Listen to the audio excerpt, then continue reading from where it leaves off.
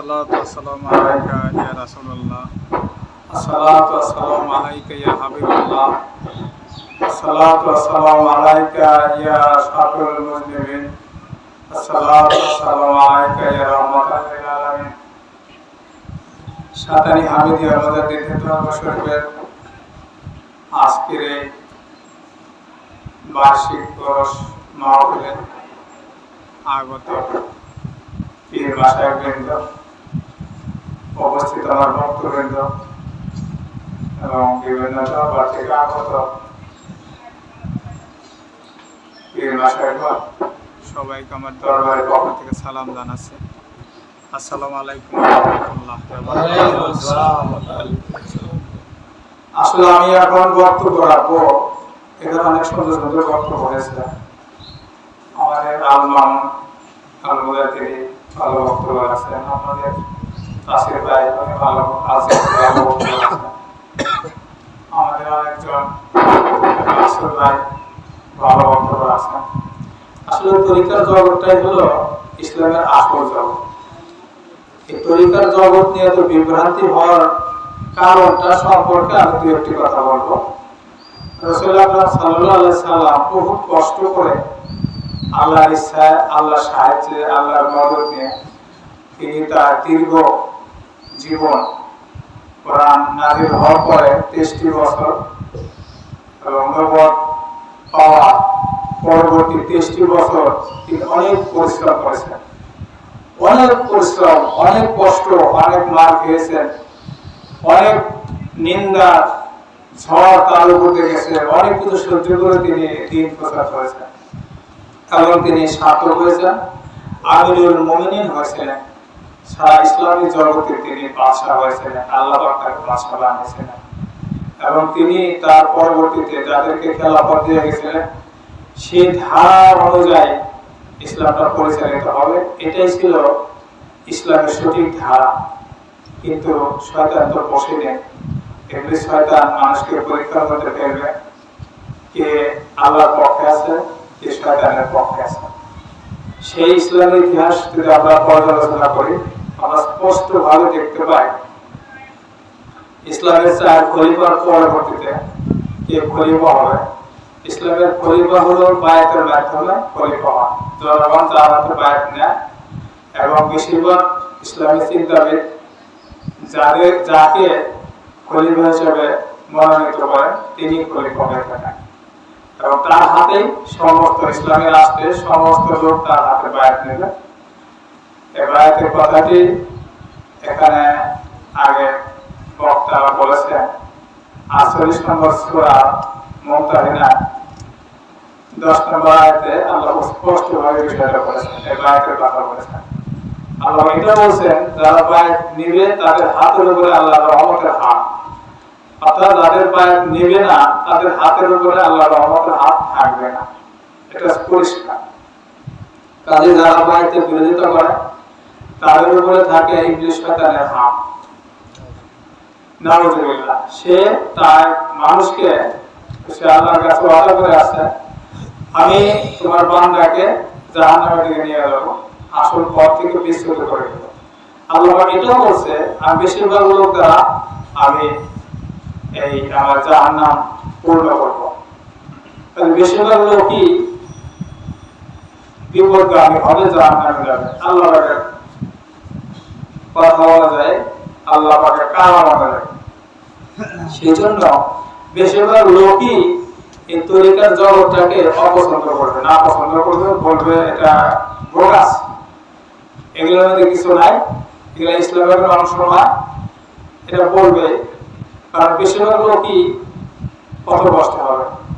রাসূলুল্লাহ সাল্লাল্লাহু আলাইহি ওয়াসাল্লাম তিনি সহিহ হাদিস তিনি বলেছেন, আমার উম্মতের মধ্যে 73টা দল হবে।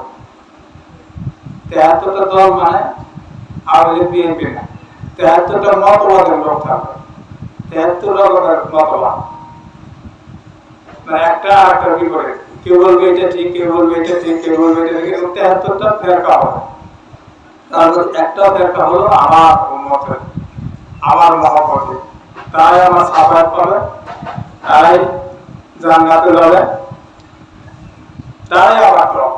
তাদের কোনো ভয় নেই, তারাই হাসরের ময়দানে আল্লাহর আরশের ছায়ার উপর থাকবে এবং রাসূলুল্লাহ সাল্লাল্লাহু আলাইহি ওয়াসাল্লাম যে হাউজে কাউসারের পানি তাদেরকে পান করে জান্নাতে প্রবেশ করাবেন সাহাবাদের মধ্যে।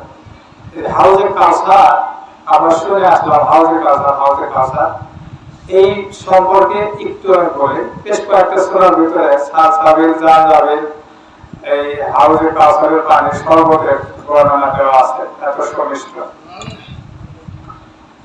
এই আল্লাহ পাক সবচেয়ে ছোট্ট একটি সূরা কোরআনে নাযিল করেছেন, সেটা হলো সূরাতুল কাউসার, সবচেয়ে ছোট্ট। এবং এই সূরার তাফসীর আমি অনেক তাফসীর পড়েছি, অনেক তাফসীর শুনেছি, সহিহ তাফসীরগুলো আমার কাছে মনে হয় আসল বহিরের তাফসীরটা কি, এটা আল্লাহ পাকের রহমত ছাড়া, ইলহাম ছাড়া কোরআনের তাফসীর তারা বুঝতে পারবে না। আল্লাহর ইচ্ছা আমি যতটা বুঝতে পেরেছি, জানতে পেরেছি, সেটা হলো স্বাভাবিক তাফসীর যেটা আমরা শুনি, সেটা হলো রাসূলুল্লাহ সাল্লাল্লাহু আলাইহি ওয়াসাল্লামের পুত্র সন্তান ছিল, আমরা জানি কাসেম, ইব্রাহিম আর তিনটে পুত্র সন্তান ছিল। তার তিনজনে যখন একে একে মৃত্যুবরণ করে আল্লাহ পাক নিয়ে যায়, তোমরা মনোযোগ দিয়ে শোনো, কথাগুলো কিন্তু পাবা না, 10 বছর পরে শুনবা, এইসব পাবা না, এগুলো সব জায়গায় পাওয়া যায় না, ওয়াজের মাহফিলে এগুলো বিক্রি হয় না। সেই হাউজে কাউসার, সেই সূরা কাউসারের আমি ছায়ানো ধরে এবং এটার তাফসীরটা করতেছি, তোমরা মনে রাখবে আধ্যাত্মিক তাফসীর যেটা কি কারণে হয়েছে। রাসূলুল্লাহ সাল্লাল্লাহু আলাইহি ওয়াসাল্লাম যখন 3 পুত্র চলে যায়, তখন উনি স্বাভাবিক মানুষ পুত্র শোকে বিহ্বল হয়, উনি তো রক্ত মাসের আমাদের মতো মানুষ ছিলেন, যদিও উনি পুরাটাই নূর দ্বারা পরিপূর্ণ, কিন্তু ওনার গা কাটলে রক্ত বেরোত, কিন্তু উনি নূর দ্বারা পরিপূর্ণ। এই নূরের ব্যাখ্যা দিতে গেলে 2 ঘন্টা লাগবে, আমি ওদিকে যাবো না। তবে উনি নূরের তৈরিতে বলে, এটা আমি সমর্থন করি, কিন্তু নূরের তৈরি না, নূর দ্বারা আচ্ছাদিত, এইটাই সহজ বলে। নূরের তৈরি করতে বলে সবটাই করবে, তাহলে কাটলে রক্ত বেরোয় এটা প্রশ্ন হয় না, মানে নূর দ্বারা আচ্ছাদিত, এখন পুরস্কার হবে না।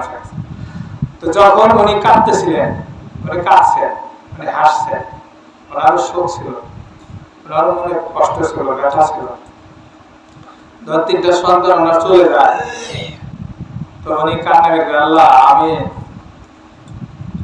সবাই আমাকে লেস কাটা বলে, লেস কাটা বলে নির্বংশ, তার তো যায় একটা ওই যে নির্বংশ যায়, উনিও মারা যাবে, ওনার ধর্ম শেষ, ওনার ধর্ম আর বয়ে নেওয়ার জন্য বলার মতো কোনো লোক আর থাকবে না। এটা আরবিতে বলা হয় আত্মা, যারা আত্মার নাম রাখে এই নামটা কিন্তু ভুল, যদি কেউ রেখে থাকে পাল্টাতে হবে। আত্মার নামটা লেস কাটা, আমরা তো আরবি নাম শুনলে নাম রেখে নেই। আত্মার শব্দের অর্থ হলো লেস কাটা, তার লেস কাটা, লেস কাটা নির্বংশ, এটা হলো আরবিতে লাভটা। তো রাস্তা যখন যায়, কাফেররা বলে, মুশরিকরা বলে যে উনি মারা যাবে, ওনার ইসলাম শেষ, ওনার লাভটা লেস কাটা। তো উনি কথা শুনে এসে খুব কান্নাকাটি করলেন যে আল্লাহ আমার পুত্র সন্তানকে নিয়ে গেলেন, মানুষ আমাকে এরকম বলে, গালিগালাজ করে, কত কষ্ট পায়, তুমি আমার কিছু দেও। সন্তান চায় না মানুষ, বলে চাইছে। তা আল্লাহ তার প্রতি উত্তরে কি করলেন, সূরা কাউসার নাযিল করলেন। বিসমিল্লাহির রহমানির রহিম। আল্লাহ বললেন, ইন্না আতাইনাকাল কাউসার, ইন্না মানে নিশ্চয়ই, আমি আপনাকে ওই সময় নিজের কান্নাকাটি করতেছে, তো আল্লাহ বললেন, হে রাসূল আমি নিশ্চয়ই আপনাকে হাউজে কাউসার দান করেছি। ইন্না আতাইনাকাল কাউসার ফাসাল্লি লিরাব্বিকা ওয়ানহার ইন্না শানিয়াকা ওয়াল আবতার। ফাসাল্লি মানে আপনি নামাজ পড়েন এবং কুরবানি করেন, ওরাই নির্বংশ, ওরাই লেস কাটা। উনি চাইলেন কি আর আল্লাহ দিল কি, এখানে তো বোঝা আছে না। এই তাফসীরে তো আমরা শুনি, এই যে উনি এটা বলছে, আল্লাহ ওনাকে বলছে যে আপনাকে হাউজে কাউসার দিছি, ওরাই লেস কাটা। তো উনি চাইলেন পুত্র সন্তান, আল্লাহ ওনাকে হাউজে কাউসার, তো এটা মিললো কিনা? তো স্বাভাবিক সেটা মিলছে, এটা তো মিলে না, তাহলে ওনার তো খুশি হওয়ার কথা, কিন্তু উনি খুশি হয়েছে। তো উনি বুঝছে ঘটনাটা কি, তখন বুঝতে হবে ঘটনাটা কি। তখন উনি খুশি হয়ে আলহামদুলিল্লাহ বলে উনি নামাজ পড়লেন এবং সাথে সাথে কোরবানি করে মাংস বিলাই দেন। তাহলে এখানে বোঝানো আছে 4 লক্ষ পুত্র সন্তান ওরা একদম হাজির আছে। উনি আবার খুশি হয়ে আবার কোরবানি করলেন না আবার কি নাম আছে এটা বোঝানো আছে না এই বিষয়গুলো। আধ্যাত্মিক তো বয়ান আমি করে যাই, আমার আল্লাহ করে দিন হায়াত দিছে আল্লাহ জানে। এগুলা যা আসবে দিয়ে দিতে হবে। সেটা হলো রুহের জগৎ। রুহের জগতে কোনো স্ত্রী পুত্র নাই, আছে? রুহের কোনো স্ত্রী লিঙ্গ নাই, পুংলিঙ্গ নাই। রুহের কোনো পিতা পুত্র নাই। এটা আমি আজকে কথা দেখে দিলাম, অনেক বয়স শুনছিল শুনবেন। রুহের কোনো স্ত্রী পুত্র নাই, রুহের কোনো বাপ ভাই মা বাবা নাই। রুহ সব রুহের, স্ত্রী পুত্র নাই, সব রুহের জগতে সব রুহ এক। রুহের তো ভাই সব এক। এই জন্য ভাইয়ের কাছে ভাই বায়াত হতে পারে, বাবার কাছে ছেলে বায়াত হতে পারে, ছেলের কাছে বাবা বায়াত হতে পারে যদি ছেলে কেনা হতে পারে। এদের রুহের জগতে কেউ বলতে পারে যে ভাইয়ের কাছে ভাই বায়াত হয়ে গেল না, এটা তো পিতা, তো ভাইয়ের আবার পিতা বলে গেল, একটা প্রশ্ন আসে না? অনেকে বলবে যে ভাইয়ের কাছে ভাই বায়াত হলে সে তো তার বাবা রাখতে হবে, তো ভাইকে কি বাবা রাখবে না? এটা প্রশ্ন আসে, কিন্তু অনেক জায়গায় কিন্তু বায়াত হয়েছে। এটা ব্যাখ্যাটা হলো রুহের কোনো পিতা মাতা নাই, রুহের পরিবার কোনো জাত নাই, কে বাবা কে পিতা কে পুত্র কে। রুহের জায়গাতে সবাই রুহ, আল্লাহ সমস্ত রুহের সৃষ্টি করেছে, সব রুহ, স্ত্রী পুত্র নাই, ভাই বোন নাই। এই জন্য রুহানি পিতা। ভাই যদি আর ভাইয়ের কাছে বায়াত হয় সেটা হচ্ছে রুহানি পিতা। এবার আছে সূরা কাউসার। এখন 3টা পুত্র নিয়ে গেছে, তা আল্লাহ বলছে, তাহলে হাদিস আছে, আমি হাদিসের ব্যাখ্যা দিই। হাদিসের বিষয়টা কি? রাসূলুল্লাহ সাল্লাল্লাহু আলাইহি ওয়াসাল্লাম বলছে হাশরের ময়দানে কোটি কোটি উম্মত থাকবে। সহিহ হাদিসের ব্যাখ্যা, উম্মত থাকবে আমার যারা রূহানি উম্মত, রূহানি সন্তান, তারা আমার কাছে সবাই চলে আসবে এবং আমি হাউজে কাউসারের কাছে আমি দণ্ডায়মান থাকবো। হাউজে কাউসারের কাছে আমি দণ্ডায়মান থাকবো। তারপর লাইন ধরে আসবে, আমি একটু করে হাউজে কাউসারে পানি দেব।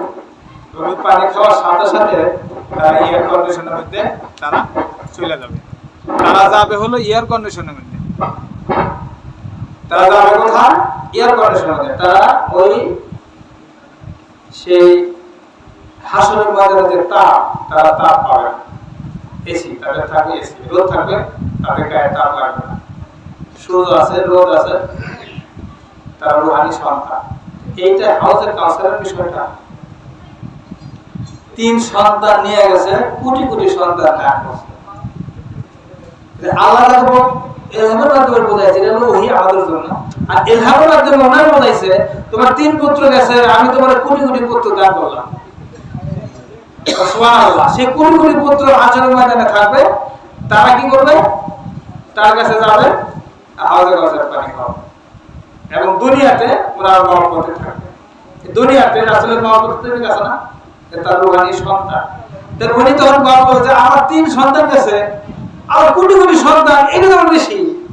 তখন বলছে আলহামদুলিল্লাহ, আমার 3 সন্তান গেছে, এরা বেঁচে থাকলে কি হতো কি না হতো আমি তো জানি না, কিন্তু আমাদের কোটি কোটি রূহানি সন্তান তুমি দান করছো, আমি এতে সন্তুষ্ট, আমার আর চাই না, আমার আর দরকার নাই, আলহামদুলিল্লাহ। তাহলে সেই রূহানি সন্তান কিভাবে হওয়া যায়?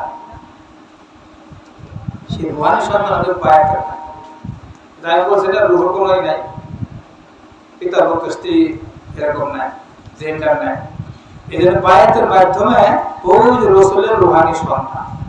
এখন এই বায়াত হইলে রূহানি সন্তান কেমন হবে এটার বোঝা আছে। তা আমি একজন কাছে গেলাম, বায়াত হলাম, তো তার সাথে রূহানি সন্তান কেমন হবে? তার রূহের সাথে রাসূলের রূহের যদি কানেকশন থাকে, যদি আমার সাথে আমার হুজুরের রূহের কানেকশন, হুজুরের সাথে তার হুজুরের রূহের কানেকশন, তার হুজুরের সাথে তার হুজুরের রূহের কানেকশন, এটা বলে সিলসিলা। সিলসিলা করতে করতে রাসূল পর্যন্ত চলে গেছে। এই রাসূল পর্যন্ত চলে গেলে ওই যে এটাকে বলা হয় নূরের কানেকশন, নূরের সিলসিলা। নূর যেটা কথা বলতেছি যে মোবাইলে চলে যেতেছে, তো বোঝা একটু কঠিন। আল্লাহর যখন যাদের হেদায়েতের নূর একটু এক ফোঁটা দেবে সে বুঝবে, যখন তাদের হেদায়েতের নূর একটু দিলে আসবে না, তাদের উপরে কষ্ট মানে তাদের অপেক্ষা করতে হবে, আর সাধনা করতে হবে। এই বুঝগুলো তো সহজ না। এই বুঝতে না আসবে তার হেদায়েত হয়ে যাবে, আল্লাহ তার হেদায়েত দিয়ে দেবে।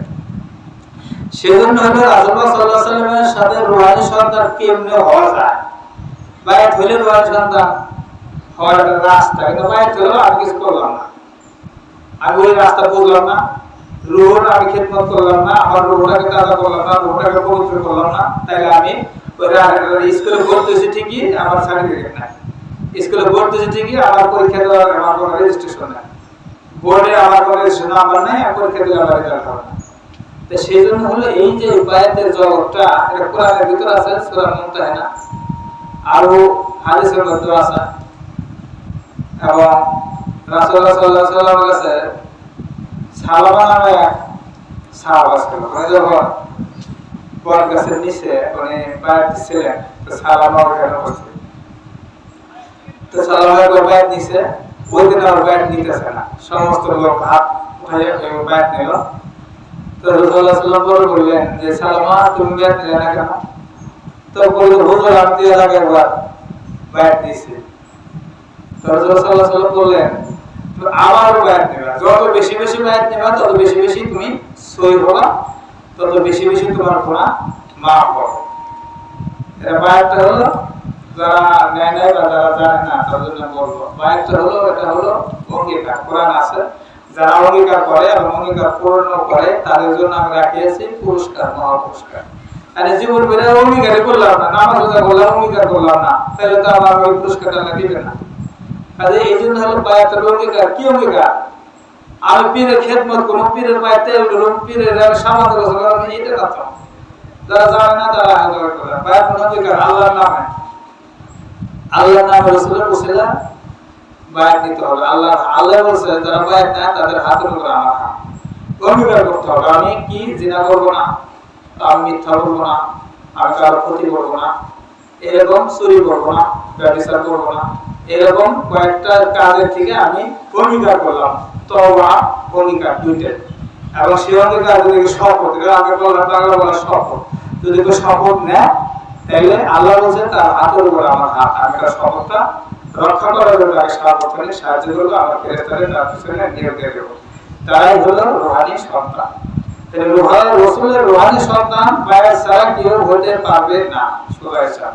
যদি ইবাদত বন্দেগী করো রূহানী সন্তান হবে। এখানে আমরা একটা প্রশ্ন করছিলাম সাহাবা, তো সাহাবা প্রশ্ন করছেন হে আল্লাহর হাবিব, যে কোটি কোটি লোক থাকবে হাসরের ময়দানে, তা আমরা আমাদের চিনব কেন, বা আপনি আমাদের চিনবেন কেন, চিনবেন কিভাবে? কোটি কোটি লোক, রাজা বাদশা প্রজা ফকির ধনী গরিব সবাই থাকবো, আমরা আপনার দেখি নাই, আপনারা আমার মধ্যে দেখে নাই, আপনার মধ্যে দেখবো না, তারা আপনার চিনবে কেন, আপনি তাদেরকে চিনবেন কেন? তখন হাদিসের ব্যাখ্যা হাদিস বলছে বললেন তোমরা তো ভেরি করতে চড়াও না, পায়ে চড়াই বেশ বলা হয়, তোমরা বকরি কিছু কিছু কালো বকরির মাথায় সাদা আছে না, আছে, বা তোমার 1000-5000 বকরির পাল আছে তোমার, তার ভিতরে 100 বকরি সাদা আছে কপাল, খুঁজে বের করতে পারবা না, হ্যাঁ পারবো, ওই সাদা সাদা এরকম আমার কোটি কোটি উম্মতের মধ্যে আমার যারা রূহানী সন্তান হবে তাদের কপালে নূর এরকম চল পাবে, যেমন যে জোনাকি পোকা এরকম করে না, এরকম করে বছর হাজার গুণ বেশি আগে হাজার ময়দানে রোদের ভিতরে ওই নূরটা এরকম করবে, এরকম করবে। আর রসুলের নিজে একটা নূর, কোরআন দেখলেন নূরটা রাস্তা এরকম। এই বড় নূর আর ছোট নূর, বড় চুম্বকের কাছে ছোট চুম্বক থাকলে কি করে? হ্যাঁ, ছোট ছোট চুম্বকটা কি করবে? দৌড় মারবে না? হ্যাঁ, বড় চুম্বক ওইখানে, ছোট চুম্বক কি করবে? দৌড় মারবে না? একটু দূরে যাবে, ওইখানে লেগে যাবে। তাহলে রসুল সব বলে দিয়েছে ওই নূর যাদের থাকবে আমার নূরের আকর্ষণে তারা সবাই লাইন ধরে আমার কাছে চলে আসবে, আর যারা আমার হবে না তারা আমার ধারে কাছে আসতে হবে, তারা উল্টা দিকে যাবে, উল্টা কোন দিকে যাবে? পুরুষের দিকে যাবে।